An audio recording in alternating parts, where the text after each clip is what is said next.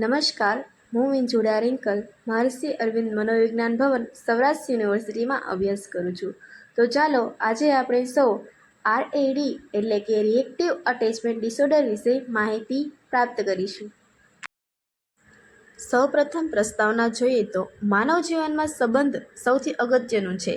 શિશુ અવસ્થાથી જ બાળક પોતાના સંભાળનાર એટલે કે મધર, ફાધર અથવા કેરગીવર સાથે એક મજબૂત લાગણી બંધન એટલે કે અટેચમેન્ટ બનાવે છે. જો આ બંધન પૂરતું સુરક્ષિત અને પ્રેમાળ ન હોય તો બાળકમાં માનસિક, ભાવનાત્મક તથા સામાજિક મુશ્કેલીઓ ઊભી થાય છે. DSM-5 મુજબ રિએક્ટિવ અટેચમેન્ટ ડિસઓર્ડર એક એવી વિકૃતિ છે જેમાં બાળક સંભાળનાર સાથે યોગ્ય લાગણીસભર સંબંધ બાંધવામાં નિષ્ફળ જાય છે. આ વિકાર સામાન્ય રીતે બાળપણમાં શરૂ થાય છે અને જો તેનું યોગ્ય નિદાન અથવા ઉપચાર ન થાય તો આખા જીવનને અસર કરી શકે છે. હવે વ્યાખ્યા જોઈએ તો DSM-5 મુજબ રિએક્ટિવ અટેચમેન્ટ ડિસઓર્ડર એ એવી પરિસ્થિતિ છે જેમાં બાળકમાં સતત ઇન્હિબિટેડ એટલે કે અવરોધાત્મક અને ઇમોશનલી વિથડ્રોવન એટલે કે આવેગાત્મક રીતે પીછેહટ કરતું વર્તન જોવા મળે છે. DSM-5 હેઠળ વર્ગીકરણ જોઈએ તો DSM-5 એ આરએડીને ટ્રોમા એન્ડ સ્ટ્રેસર રિલેટેડ ડિસઓર્ડરમાં મૂક્યું છે.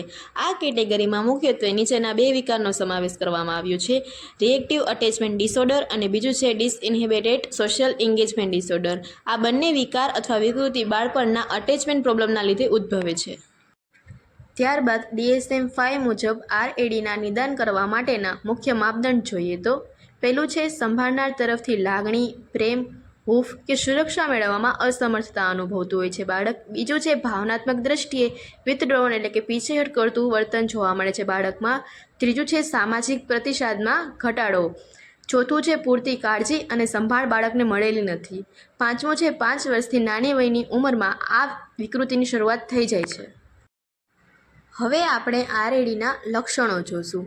અન્ય બાળકોની સરખામણીમાં ઓછું સામાજિક હોવું. બીજું છે આંખનો સંપર્ક ટાળવો. ત્રીજું છે અજાણ્યા લોકો પ્રત્યે પણ નિષ્ક્રિય વર્તન કરવું. હંમેશા એકલા રહેવાની ઈચ્છા ધરાવતું હોય છે બાળક. ચીડચીડિયો સ્વભાવ, ગુસ્સો અથવા અચાનક તેને રડવું આવી જાય છે. અને છેલ્લું છે રમતમાં રસ ન લેવો. કારણો જોઈએ તો અવગણના એટલે કે બાળકને ખોરાક, સુરક્ષા, પ્રેમ કે ધ્યાન ન મળવું અથવા તેની અવગણના થવી. બીજું છે વારંવાર સંભાળનારનો બદલાવ. ફોસ્ટર કેર અથવા આયા કે અનેક ઘરોમાં બાળકનું ઉછેરવું. દાખલા તરીકે માતા પિતા છે એ જોબ કરતા હોય તો બાળકને નાના નાની અથવા દાદા દાદી પાસે મૂકી દે છે. ત્રીજું છે હિંસા અને દુર્વ્યવહાર. બાળક પર શારીરિક કે માનસિક રીતે અત્યાચાર. ચોથું છે ગરીબી અને સામાજિક પરિસ્થિતિ. માતા પિતા વ્યસનગ્રસ્ત હોવા કે માનસિક રીતે અસ્થિર હોવાને લીધે પણ બાળકમાં આ વિકૃતિ થવાની સંભાવના રહે છે. પાંચમું છે માતાની ઉદાસીનતા એટલે કે પ્રસૂતિ પછીનું ડિપ્રેશન, જેને પોસ્ટપાર્ટમ ડિપ્રેશન તરીકે પણ ઓળખવામાં આવે છે. આ બધા કારણોસર બાળકમાં આ વિકૃતિ થવાની શક્યતાઓ વધી શકે છે. અહીંયા કેટલાક જોખમ કારકોનો સમાવેશ કરવામાં આવ્યો છે, જેમાં અનાથાલયમાં ઉછરેલા બાળકો, ફોસ્ટર કેરમાં સ્થિરતા ન હોવી, માતા પિતાના છૂટાછેડા કે મૃત્યુ, કુટુંબમાં માનસિક બીમારી અને લાસ્ટ છે આર્થિક ગરીબી અને અસુરક્ષિત વાતાવરણ. આરએડીના લાંબા ગાળાના પરિણામો જોઈએ તો આત્મસન્માનમાં ઘટાડો થાય છે, ભવિષ્યમાં ડિપ્રેશન અને ચિંતા વિકારની શક્યતાઓ વધી જાય છે, મિત્રતા અને લગ્ન જીવનમાં સમસ્યાઓ ઉદ્ભવે છે, શાળા અને કારકિર્દીમાં નિષ્ફળતાઓનું પ્રમાણ વધી જાય છે, ગુસ્સો અને આક્રમકતા પણ વધી જાય છે. નિદાન પ્રક્રિયા જોઈએ તો વિસ્તૃત ઇતિહાસ એટલે કે કેસ હિસ્ટ્રી લેવામાં આવે છે, જેમાં બાળકનો ઉછેર કેવી રીતે થયો છે, પરિવારની પરિસ્થિતિ કેવા પ્રકારની છે, સંભાળની ગુણવત્તા કેવી છે. બીજું છે ઓબ્ઝર્વેશન એટલે કે નિરીક્ષણ. બાળકના વર્તનનું સીધું નિરીક્ષણ કરવામાં આવે છે.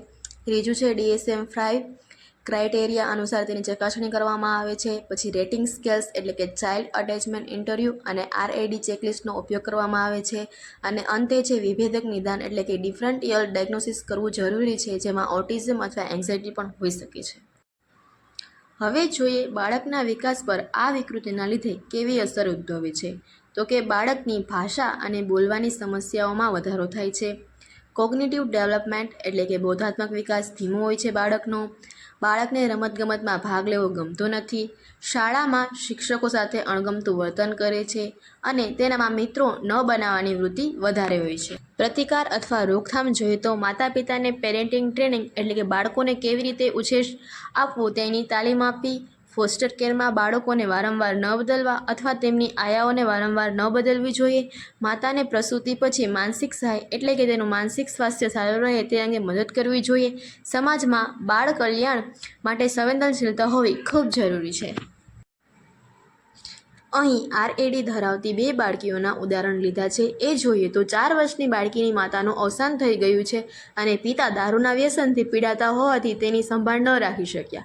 ફોસ્ટર કેરમાં વારંવાર ઘર બદલાતા હોવાથી બાળકી હંમેશા એકલી રહે છે, રમતમાં ભાગ નથી લેતી અને અન્ય બાળકો સાથે મિત્રતા બાંધતી નથી. બીજું ઉદાહરણ જોઈએ તો 5 વર્ષની બાળકીના જન્મ પછી તેની માતા ગંભીર ડિપ્રેશનમાં હતી. બાળકી સાથે પ્રેમાળ સ્પર્શ કે વાતચીત ઓછી થઈ ગઈ. હવે બાળકી કોઈ પણ મોટા માણસ પર વિશ્વાસ કરતી નથી, રમકડા સાથે એકલી રમે છે અને રડતી વખતે કોઈને બોલાવતી પણ નથી. અંતે નિષ્કર્ષ જોઈએ તો રિએક્ટિવ અટેચમેન્ટ ડિસઓર્ડર એ બાળપણમાં ઊભી થતી એક ગંભીર પણ તેનો ઉપચાર થઈ શકે તેવી વિકૃતિ છે. DSM-5એ તેના સ્પષ્ટ માપદંડ આપ્યા છે. વહેલી ઓળખાણ, કાઉન્સેલિંગ, થેરાપી અને પ્રેમાળ વાતાવરણ દ્વારા બાળકના જીવનમાં મોટા ફેરફાર કરી શકાય છે અને તેને આ વિકૃતિમાંથી બહાર લાવી શકાય છે.